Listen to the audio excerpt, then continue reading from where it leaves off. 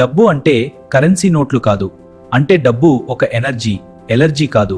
మనిషి అంతర్లీనంగా ఉండే భావాల అతను ధనవంతుడా కాదా అని తెలియచేస్తాయి. మనిషికి ధనం కన్నా ఎంతో విలువైన వస్తువులు ఎన్నో ఉన్నాయి. అయితే వాటిల్లో దేనిని అందుకోవాలన్నా మనిషికి కావలసింది ధనమే.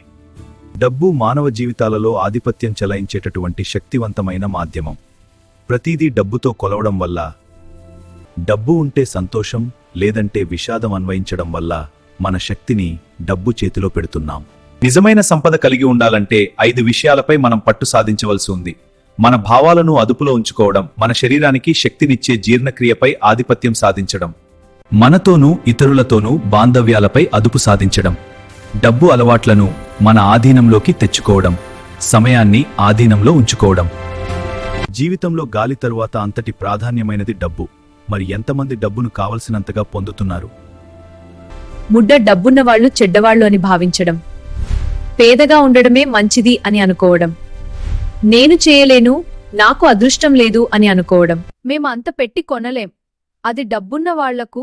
అమ్మో, అంత ధరే, రోజురోజుకు కష్టమైపోతుంది. డబ్బు చాలా టైట్గా ఉంది, ఎక్కడ నుండి తెమ్మంటావు? నా దగ్గర ఒక్క పైసా లేదు, డబ్బేమన్నా చెట్లకు కాస్తుందనుకున్నావా లాంటి మాటలు మనసులో ఉంటే డబ్బు ఆకర్షించడం కష్టం అవుతుంది.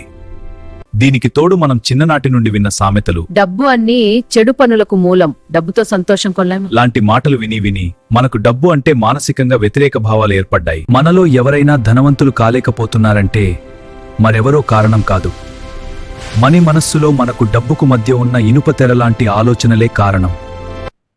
అనవసరమైన స్నేహితులు, బంధువులు వస్తారేమో అనే భయం, సమయమంతా డబ్బును కాపాడుకోవడంలోనే వృధా అయిపోతుందేమో అనే భయం.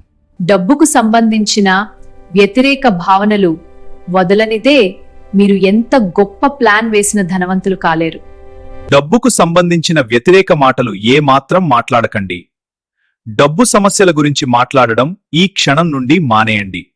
డబ్బును ఎలా ఆకర్షించాలి, డబ్బు పట్ల మనలో ఉన్న వ్యతిరేక భావాలను ఎలా తొలగించాలి, ఈ 2 ముఖ్యమైన విషయాలను పూర్తిగా తెలుసుకోవాలంటేనా నెక్స్ట్ వీడియోలను తప్పకుండా చూడండి.